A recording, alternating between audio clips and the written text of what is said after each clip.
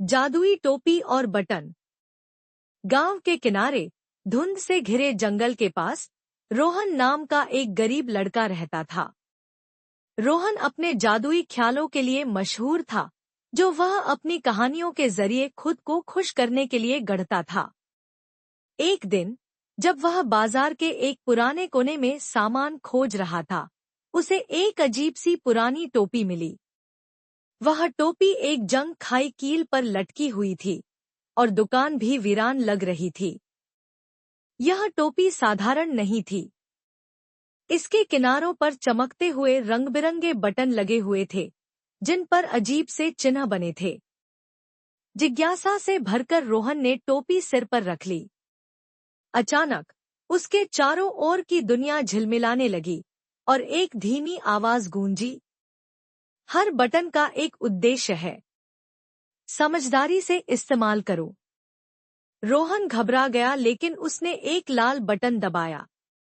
उसकी आंखों के सामने गर्मागर्म बिरयानी की एक प्लेट प्रकट हो गई। भूख से बेहाल रोहन ने झटपट खाना खा लिया। फिर उसने एक हरा बटन दबाया और अगले ही पल वह गायब हो गया।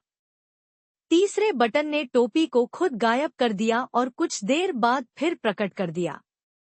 रोहन बहुत उत्साहित था। उसने इस टोपी का उपयोग जरूरतमंदों की मदद करने में शुरू कर दिया। वह भूखों को खाना देता, टूटी हुई छतों को ठीक करता और बच्चों को अदृश्य होकर और फिर प्रकट होकर मनोरंजन करता।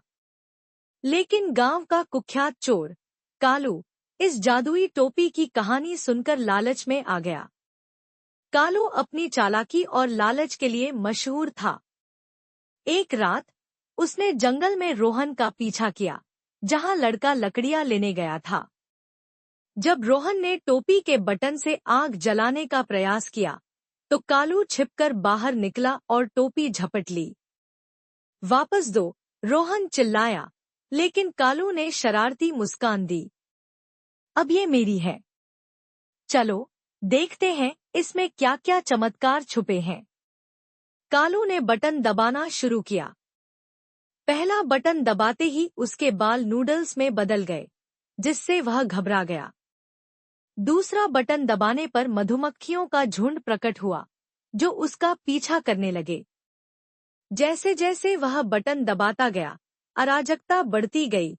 आसमान से मेंढक बरसने लगे, जमीन उछालने वाली बन गई और टोपी सिकुड़कर उसके सिर से चिपक गई। रोहन एक पेड़ के पीछे छिपकर यह तमाशा देख रहा था। उसे टोपी की पहली चेतावनी याद आई, समझदारी से इस्तेमाल करो। यही मौका था टोपी वापस पाने का। कालू, रोहन चिल्लाया, यह टोपी केवल दयालुता को मानती है। इसे तभी काबू में किया जा सकता है जब तुम इसे अपनी मर्जी से छोड़ दो। मधुमक्खियों और सिकुड़ती टोपी से परेशान कालू गिड़गिड़ाने लगा, इसे मुझसे हटा लो, प्लीज इसे ले लो। रोहन आगे बढ़ा और धीरे से कहा, टोपी वापस आ जाओ। टोपी ढीली होकर खुद ब खुद रोहन के हाथों में आ गई। उसी पल सारा हंगामा थम गया। उस दिन के बाद कालू ने अपनी बुरी आदतें छोड़ दी और गांव वाले रोहन को आदर की नजरों से देखने लगे। टोपी अब रोहन के पास थी, लेकिन उसने कसम खाई कि वह इसका इस्तेमाल केवल जरूरत पड़ने पर ही करेगा। लेकिन जंगल में एक धीमी आवाज गूंजी, हर बटन का एक उद्देश्य है और एक कीमत भी। जादुई टोपी की कहानियां तो बस शुरू ही हुई थी।